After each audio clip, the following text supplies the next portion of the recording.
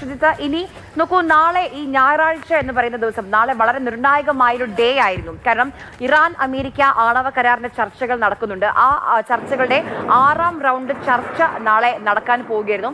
ആ സമയത്താണ് ഈ ആക്രമണമൊക്കെ ഉണ്ടായത്. ഇന്നലെ ഇസ്രയേലിന്റെ ഭാഗത്ത് നിന്ന് ആദ്യത്തെ ആക്രമണം വന്ന സമയത്ത് അമേരിക്ക ഫസ്റ്റ് റെസ്പോൺസ് അത് മാർക്ക് റൂബിയോയുടെ ഭാഗത്തു നിന്നാണ്, US സ്റ്റേറ്റ് സെക്രട്ടറിയുടെ ഭാഗത്തു നിന്നായിരുന്നു.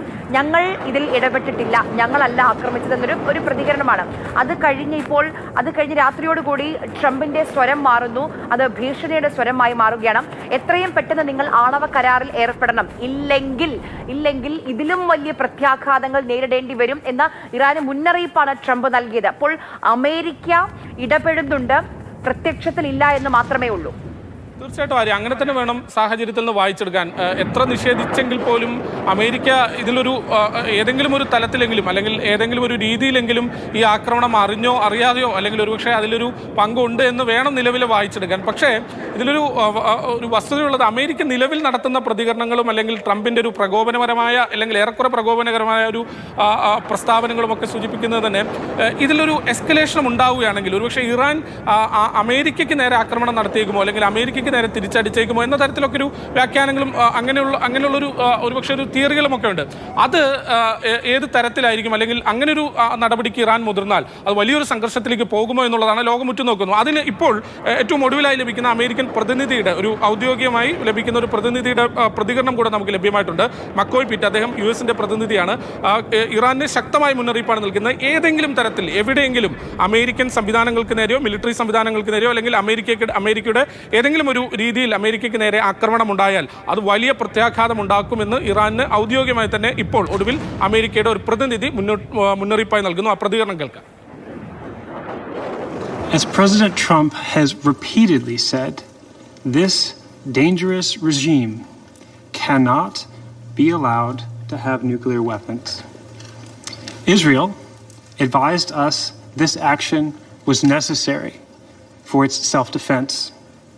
Every sovereign nation has the right to defend itself, and Israel is no exception.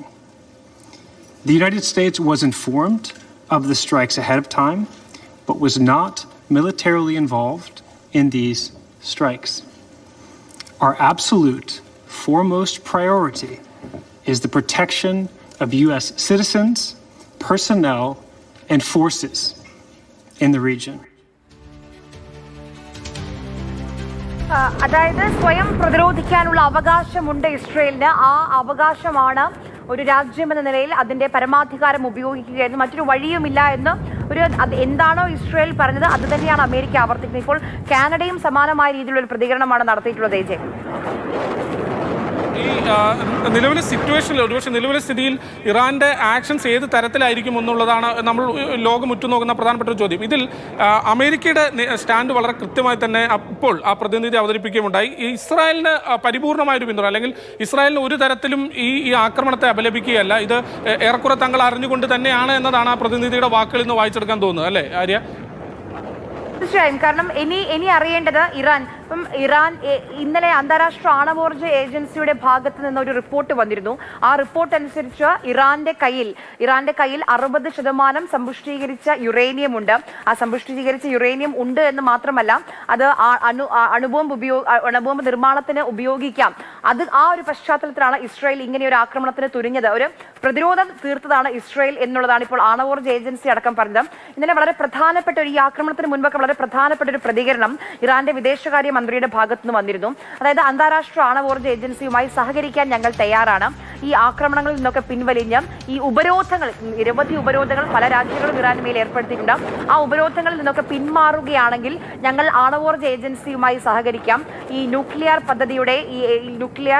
പദ്ധതിയുടെ ഭാഗമായി അവരുമായി സഹകരിക്കാം എന്നുള്ള നിലപാട് ഇറാനിയൻ വിദേശകാര്യമന്ത്രി സ്വീകരിക്കുകയും ചെയ്തിരുന്നു.